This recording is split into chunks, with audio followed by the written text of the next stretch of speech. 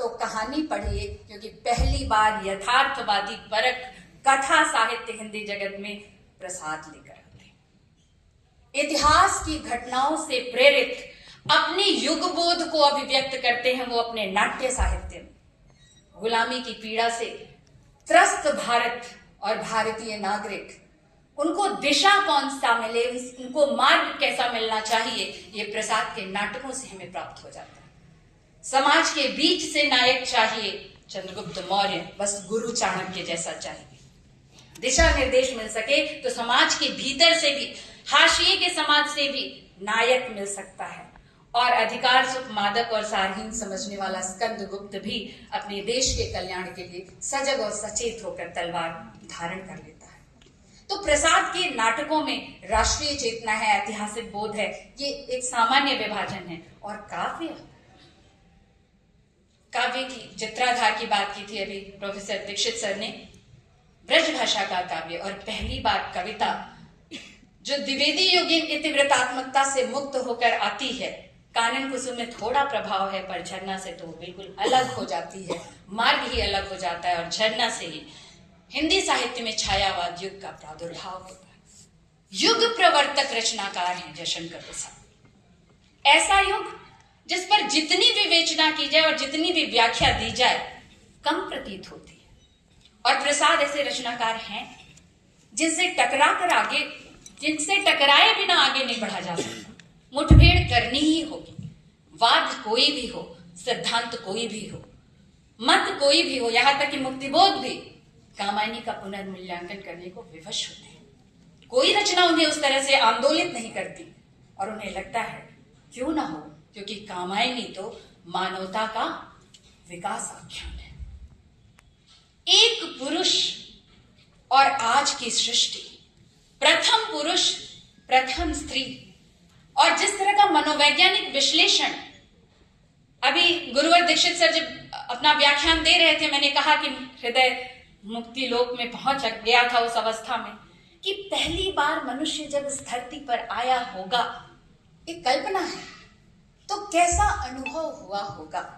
मां की कोख में रहते हुए उसका भरण पोषण दायित्व नहीं था, उसे कभी भूख नहीं लगी थी, उसे जीवन के प्रति चिंता नहीं जगी थी। तो पहली भावना संभवतः जब उस धरती पर आता है तो चिंता होती है जीवन के लिए। और जैसे ही घर परिवार, माँ पिता का आशीर्वाद, स्नेह, संबल, सहारा, भूख क्षुधा उसकी मिटती है, मिलता है उसे, उसके जीवन में आशा का संचार होता है। उस आशा के बाद, आशा को प्राप्त कर वो जीवन के प्रति आस्थावान होता है। फेथ इन लाइफ, जीवन में आस्था का समावेश होता है। ये मनोवैज्ञानिक विश्लेषण है। कामायनी के 15 सर्ग ऐसा लगता है प्रतीकात्मक रूप से हैं। चिंता से लेकर आनंद तक की सत यात्रा, विकास यात्रा, यही तो मानव के जीवन की यात्रा है। हम अपने जीवन में, चूंकि समय को ध्यान रखना है मुझे, और उनके सारे संग्रहों पर भी अगर हम बात करें तो वक्त बहुत ज्यादा हो जाएगा। मैं मूलभूत उन बिंदुओं पर बात करना चाहूंगी कि आज के दौर में कामायनी और आज के दौर में प्रसाद को पढ़ना क्यों आवश्यक है। वास्तव में आज हमारे पास समस्या क्या है, सबसे बड़ी विडंबना क्या है। हम कहते हैं ये तनाव का युग है, विसंगति का युग है, विडंबना का युग है।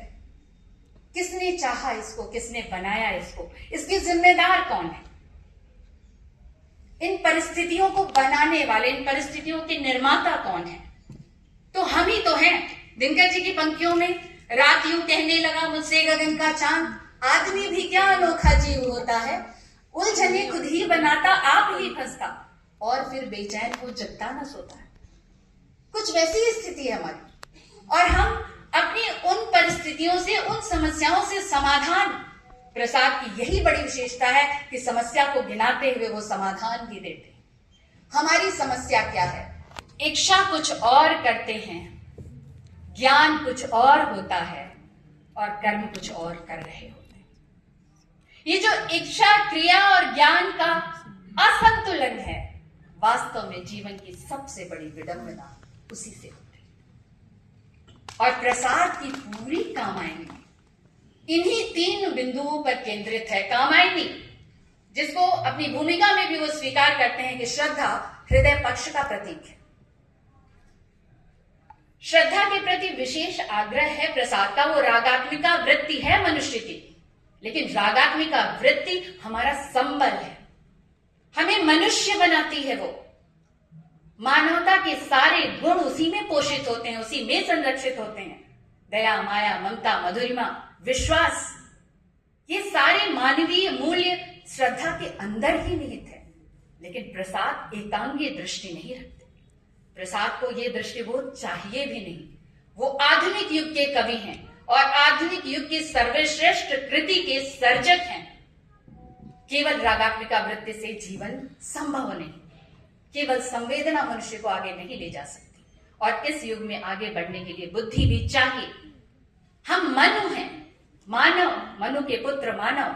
मनु मन का प्रतीक है, मननशील, चिंतनशील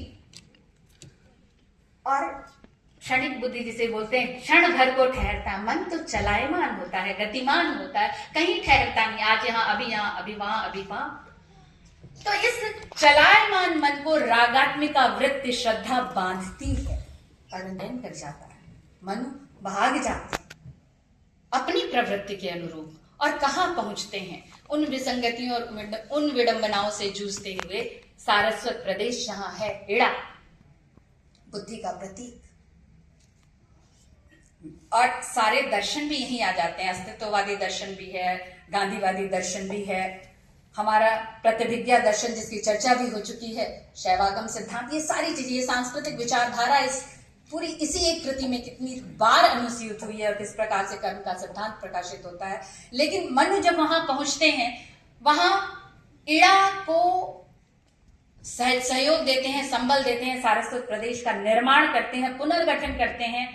इड़ा है बुद्धि का प्रतीक और उस बुद्धि के साथ आधिपत्य, जैसे ही अपने उस नगर का वो निर्माण करते हैं, उन्हें लगने लगता है कि मैं शक्तिमान हूं, मैंने इस बुद्धि के प्रदेश का निर्माण किया, पुनर्गठन किया, निर्माण तो नहीं पुनर्गठन किया है। तो कुछ इस अधिकार बोध से ग्रस्त होकर वो इड़ा पर भी अधिकार चाहते हैं। इड़ा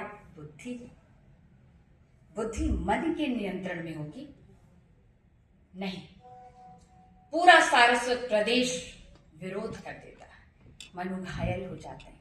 इड़ा सपने में देखती है और वो स्वप्न उसका यथार्थ हो रहा होता है, घटित हो रहा होता है। इड़ा आती है ढूंढते हुए मनु को लेकर अपने पुत्र मानव के साथ। वो मानव जिसे लेकर वो पहुंचती है और घायल अवस्था में मनु को देखती है।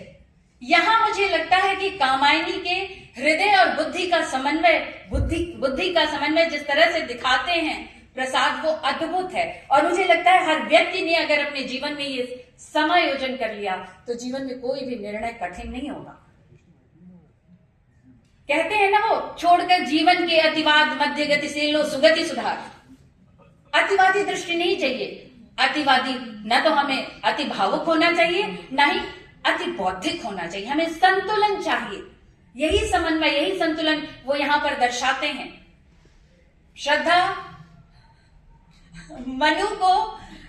मनु उसके बाद विचलित हो जाते हैं। श्रद्धा को देखकर, अपने पुत्र को देखकर वो पुनः आनंद लोक के लिए आगे बढ़ जाते हैं, पलायन करते हैं वहां से भी। मन की प्रवृत्ति ही यही होती है। और जब वो चले जाते हैं वहां से, श्रद्धा निर्णय लेती है अपने पुत्र मानव, मनु और श्रद्धा का पुत्र है मानव, उसे सौंप देती है इड़ा के हाथों में। मनु मन का प्रतीक, श्रद्धा हृदय का प्रतीक और इन दोनों का पुत्र है मानव। उसे सौंपती है इड़ा को, ये कहते हुए कि यह तर्कमयी तू श्रद्धा में हे मननशील कर कर्म मत। तुम स्वाभाविक रूप से श्रद्धा और मनु के पुत्र होने के कारण हृदय यानी रागात्मिका वृत्ति, भावुक और मननशील तुम्हारी स्वयं की प्रवृत्ति है। लेकिन यही पूर्णता नहीं है मानव की, इसीलिए संरक्षण देती है, साथ देती है, साहचर्य देती है। किसका? बुद्धि का। इड़ा के हाथों में सौंप देती है मानव को। यह संतुलन अगर हम बना सके तो जीवन में कोई भी कार्य असंभव नहीं होगा। और जिस संतुलन की बात मैं कर रही थी, इशारा मेरी ओर आ चुका है, उसको समेट कर अपनी बात खत्म करूंगी कि इच्छा, क्रिया और ज्ञान का जो संतुलन है और जो उसकी विडंबना है, सबसे बड़ी विडंबना जीवन की यही है कि हम तीनों में से किसी का समायोजन नहीं कर पाते। वो प्रवृत्तियां हमेशा ही हमें बाधित कर रही होती हैं। प्रसाद लिखते हैं, ज्ञान दूर कुछ क्रिया भिन्न है, इच्छा क्यों पूरी हो मन की। ज्ञान दूर कुछ क्रिया भिन्न है, इच्छा क्यों पूरी हो मन की। एक दूसरे से न मिल सके, यह विडंबना है जीवन की। और जिसने इन विडंबनाओं को नकार दिया, यानी समायोजन कर लिया, जो इच्छा हो वैसा कर्म करे और जैसा कर्म करे वैसा हमें परिणाम मिले, तो जीवन कितना खूबसूरत है। जीवन में निस्संदेह आनंद की प्राप्ति होगी। और ये कार्य कैसे होगा? घृणा से, नफरत से, द्वेष फैलाकर या बांटकर नहीं। इसके लिए श्रद्धा की स्मित, फेथ इन लाइफ, जीवन में आस्था, जीवन के प्रति विश्वास और संघर्षों में मुस्कुरा लेने की ताकत, क्षमता, श्रद्धा की स्मित से इन तीनों पुरों का, इन तीनों लोगों का संलयन होता है। और तब वो लिखते हैं, स्वप्न स्वाप जागरण भस्म हो, इच्छा क्रिया ज्ञान में लय थे, दिव्यानाहत पर विनाग्नि श्रद्धायुत भस्मंतन। इच्छा, क्रिया, ज्ञान तीनों का भेद मिटा दो। और यहां पर फिर वही मांगलिक दृष्टिबोध, जिसकी बात अभी प्रोफेसर केजे सिंह मैम ने भी की थी कि समरस्थे जड़या चेतन सुंदर साकार बना था। समरस्थे जड़या चेतन सुंदर साकार बना था, चेतनता एक विलसती, आनंद अखंड घना था।